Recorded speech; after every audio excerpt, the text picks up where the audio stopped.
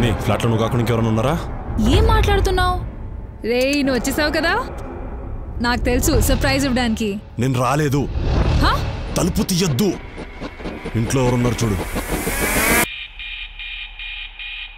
పిచ్చి వేషాలు వేయొద్దు, నేను చెప్పాను కదా నాకు భయం వేస్తుందని.